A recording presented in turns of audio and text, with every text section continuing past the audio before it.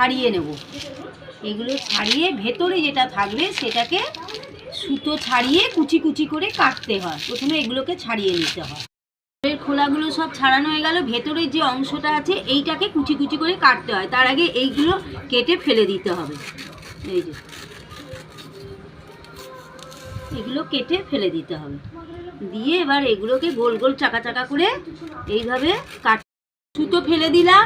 দিয়ে এইভাবে এবার গোল গোল করে কেটে সুতো ফেলে দিলাম। দিয়ে এইভাবে এগুলো লম্বা লম্বা কেটে এইভাবে কুচি কুচি করে নিতে হবে। দিয়ে জলে ফেলতে হবে। এরমভাবে জলে ফেলে দিতে হবে। আবার কাটছি।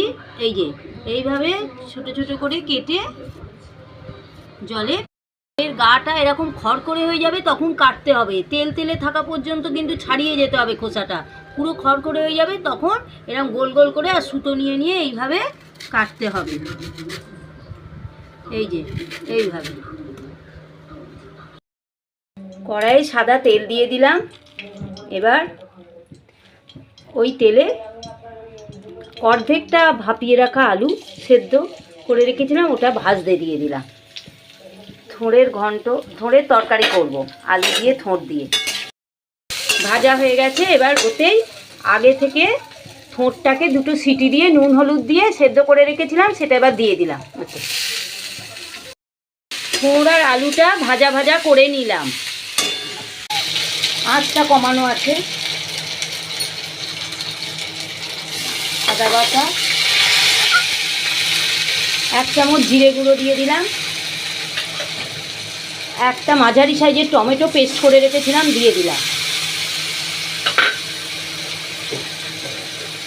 হলুদ দিয়ে দিলাম। একটু কাশ্মীরি মির্চ দিয়ে দিলাম। আচ্ছা, এবার এটা সমানে কষতে থাকবো কম আঁচ করে। এবার কড়াইয়ে তেল ছেড়ে এসেছে, মানে মশলাটা আমার কষানো হয়ে গেছে। এতে 4-5টা কাঁচা লঙ্কা দিয়ে দিলাম ফাটিয়ে, আর 1 চামচ গুড় দিয়ে দিলাম। দিয়ে এটাকে নাড়ব। এবার আগে থেকে এই যে থোড় আর আলুটা সেদ্ধ করে ভেজে রেখেছিলাম ওটা এবার এতে দিয়ে দিলাম। হয়ে গেছে। এবার সামান্য একটু জল দিয়ে দিলাম।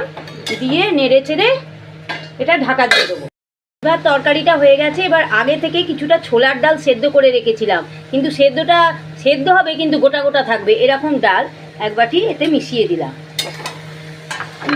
দিয়ে এতে 1 চামচ ঘি দিয়ে দিলাম আর 1/4 চা চামচ গরম মশলা দিয়ে এবার নেড়ে চেড়ে নিলেই আমার তৈরি।